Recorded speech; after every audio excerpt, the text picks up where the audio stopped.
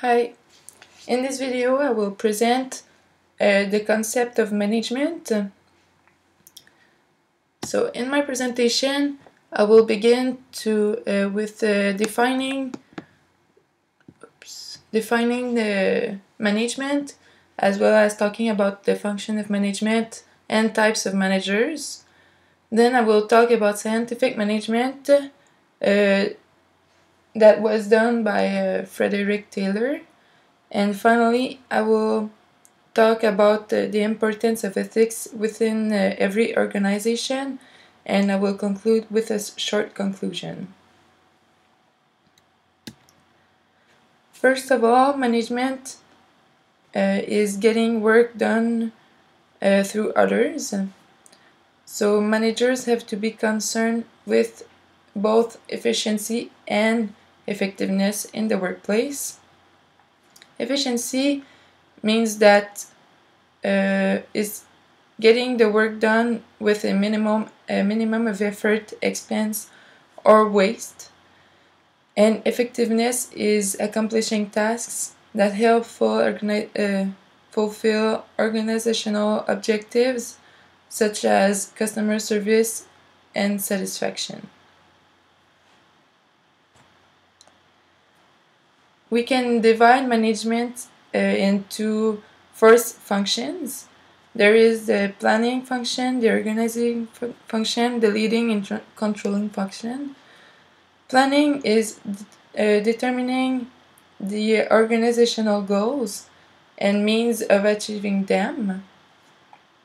Organizing is deciding where decisions will be made, as well as who will do what jobs and tasks, and who will work for whom in the company.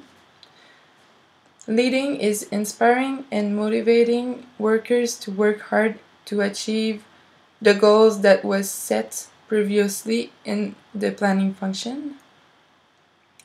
And finally, controlling is monitoring progress toward goal achievement and taking corrective actions when progress isn't being made.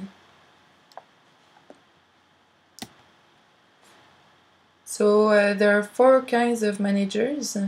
There are the team leaders at the bottom. Then team leaders can be promoted to first-line managers, and then it's the middle managers that is higher, and the top one is the top manager.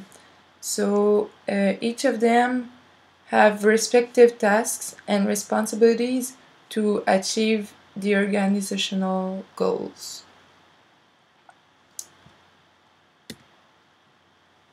Employers seek for certain types of managers. They want people with technical skills, human skills. They also want people to have conceptual skills and motivation to manage. And each of those skills are respective to each kind of manager what kind of manager you are. So top managers are asked to have more conceptual skills, and team leaders would have to have more technical skills in order to help the employees. Back in the days, management was not what it is today. So Frederick Taylor was the first one to come up with scientific management. He thought that giving rest breaks throughout the day to employees would be beneficial both to employees and the organization. His research included four principles. The first one is to develop a science to each element of the employee's work. Then he thought that employees should be selected and trained and developed instead of letting him learn by himself. The third principle is that managers should cooperate with the employees to ensure that the work is done in accordance to the science that has been developed. And finally, the division of work and responsibility should be equal between managers and the workers. After Frederick Taylor, some people started to research ways to improve management. So there was Frank and Lillian Gilbreth that studied the time and motion study. So they wanted to eliminate waste in the workers' day. So they studied each motion of the worker during his work.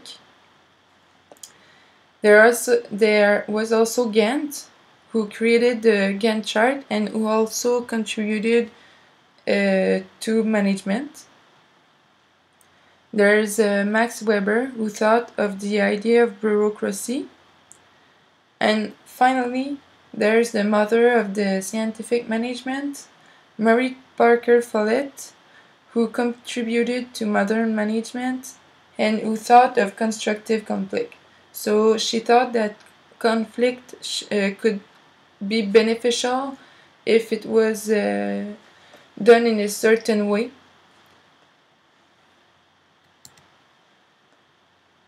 So now we'll continue with the importance of ethics within organizations. So to begin, I will define it. Ethics is a set of moral principles that defines right and wrong for a person or a group. So there are 4 types of workplace deviance. First of all, there is the production deviance, which involves leaving early, or an employee that takes excessive breaks, or that wastes resources, or it can also be that he is working slowly, but it is intentional. Also, there is the political deviance, which is an employee that would show favoritism, or he would gossip about other workers, or even blaming them. And then there's the property deviance, which involves sabotaging of equipment, lying about the hours worked, or even stealing from the company. And finally, the worst one is the personal aggressions, which is to do sexual harassment or verbal abuse, or it can also be stealing from other employees. So to conclude shortly, management is much more complex than what most people think. So after having to research and learn about management, I think that it's not being an authority figure or being a boss. It's more of that. It's to motivate workers and to getting the work done through them in order to achieve the objectives. Also, management as we know it today is not the same as it was a few decades ago. Frederick Taylor was the first one to do research on scientific management, and it led us here. It also got people to research about management, such as I said previously, Marie Follett and Lillian and Frank Gilbreth. And finally, I think that ethics are very important in the workplace, and I think also that companies should focus more on ethics training and selecting in order to reduce their number of unethical employees. So unethical employees cost a lot of money to companies annually, and by training and selecting the employees strategically, they could reduce their expenses related to that. So thank you.